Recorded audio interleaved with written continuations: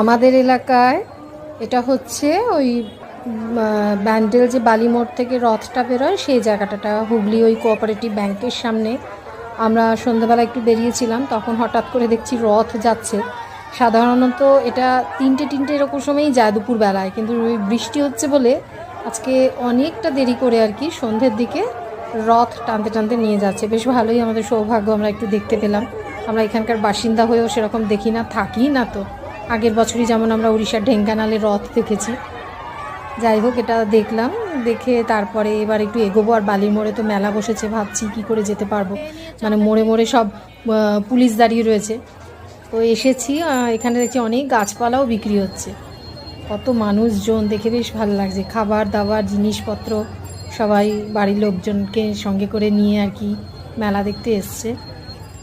অনেক বছর পর এই এলাকার মেলাগুলো দেখতে পাচ্ছি, বেশ ভালো লাগছে। আর এটা হচ্ছে আমাদের বেলতলার যে পুজো হয়, কি সুন্দর আলো দিয়ে সাজিয়েছে। এই রথের দিন খুঁটি পুজো হয়, দুর্গা পুজোর শুরু হবে আর কিছুদিন বাদেই আমাদের বড় উৎসব, দুর্গা উৎসব।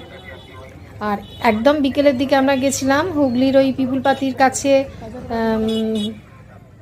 রথতলা বলে জায়গাটার নাম। আমাদের হুগলি উমেন্স কলেজের সামনেই এই জায়গাটা, এখানেও মেলা বসে, রথের মেলা। বৃষ্টি হয়েছে তবুও রাস্তায় যথেষ্ট মানুষের ভিড়, ছাতা মাথায় দিয়ে সমস্ত বয়সের লোকেরাই বেরিয়ে পড়েছে মেলা দেখতে। আর এইসব দেখলে না বেশ ভালো লাগে, ঘরে বসে থাকলে বৃষ্টির মধ্যে ভালো লাগছিল না, বাইরে বেরিয়ে বেশ এসব দেখছি যখন, বেশ মনটা ভালো লাগছে। দেখছি ওখানে একটু পরে এত ভিড় হয়ে গেছে যে গাড়ি নিয়ে, মানে টু হুইলার নিয়েও যাওয়া যাচ্ছে না। এই যে রথটা যাচ্ছে, সব জায়গায় রথ অনেক দেরি করে বেরিয়েছে। বিকেলে মানে দুপুরের দিকে বৃষ্টি হচ্ছিলো তো বেরোতে পারেনি। তাই আমরা যখন বেরিয়েছি প্রায় 5:30 6টা, সেই সময় সব রথগুলোকে নিয়ে যাচ্ছে। জগন্নাথ দেব, সুভদ্রা, বলরাম সব মাসির বাড়ি যাচ্ছে, 7 দিন পর আবার ফিরে আসবে।